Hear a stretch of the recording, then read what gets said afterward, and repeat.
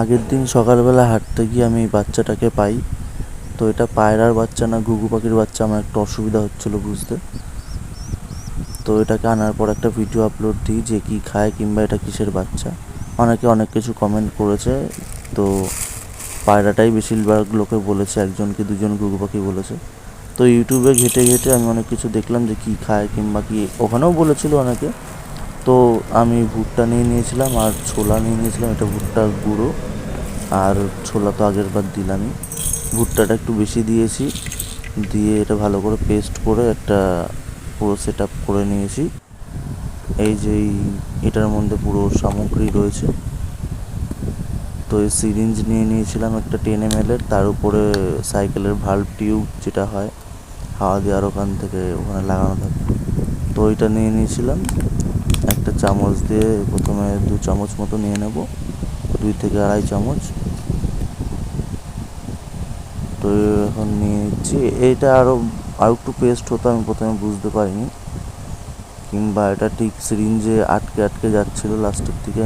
পরে বুঝলাম যে এটা ঠিকঠাক হয়নি, কিংবা আমারই হয়তো কোনো ভুল ছিল। কিন্তু এর থেকে আমি অনেক চেষ্টা করেছি, এর থেকে আর গুঁড়ো হচ্ছিল না, যথেষ্ট গুঁড়ো হয়েছে। প্রথমবার বুঝতে পারিনি।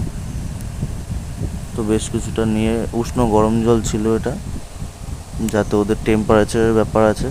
আর ছোলাটা এর জন্য বেশি দিইনি, আমি আগের দিয়ে বুঝতে পেরেছিলাম যে ছোলাটা এই যে কালচে কালচে যে ভাবটা আসছে না, এটা হচ্ছে ছোলার সেই খোসা। তো এটা ওরা হজম করতে পারবে কি না আমার একটা ইস্যু ছিল, যে নাও করতে পারে। আর অত্যাধিক গাঢ়ও হয়ে গেছিলো। এটা জাস্ট কিছুক্ষণ ইয়ে করে রাখবো বলে দেয়া হয়েছে। এরপরে আরও জল অ্যাড করা হয়েছিল, যখন খাইয়েছি তখন আরও জল অ্যাড করেছি।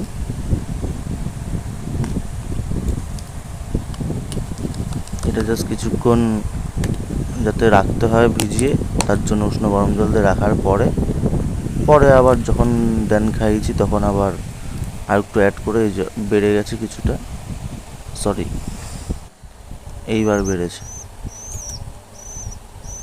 কিন্তু এই যে আসতে অসুবিধা হচ্ছিলো কিংবা পুশ করলে যেতেও অসুবিধা হচ্ছিলো, বেশ কিছু বড় বড় দানা ছিল। এটা আমার ভুল হয়েছে, যদি আপনারা কেউ এরকম কিছু করেন তো একবার ছেঁকে নেবেন। এটাও আমি পরে ভিডিওতে দেখেছিলাম, কিন্তু প্রথমে 10-12টা ভিডিও দেখেছি তখন এইগুলো পাইনি। তখন পেয়েছিলাম যে বিস্কুট ভিজিয়ে পুরো লিকুইড করে খাওয়াতে পারি, তারপরে আটা, বেসন, তারপরে ডালের গুঁড়ো, এই জাতীয় জিনিস আমাকে অনেক দেখানো হয়েছিল ইউটিউবে।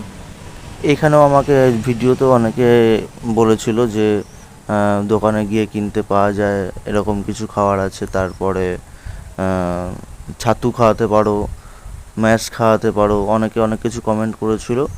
যাই হোক, সব কটাই হয়তো ঠিক ছিল, কিন্তু আমি ভেবেছিলাম যে দোকানে গিয়ে, যদি দোকানের দিকে যাচ্ছিলামও যে পায়রার কী খাবার আছে, একজন বলেছিল যে দোকানে গেলেই পাওয়া যাবে। আমি ভেবেছিলাম অত ঝামেলা নেবো না, তাহলে দোকান দিয়ে নিয়ে নেবো।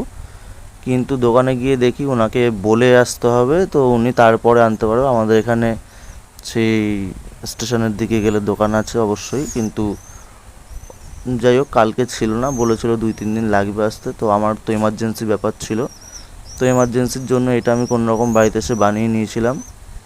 সব কিছু অল্প অল্প করে কিনেছি যাতে 2-3 দিন চলে।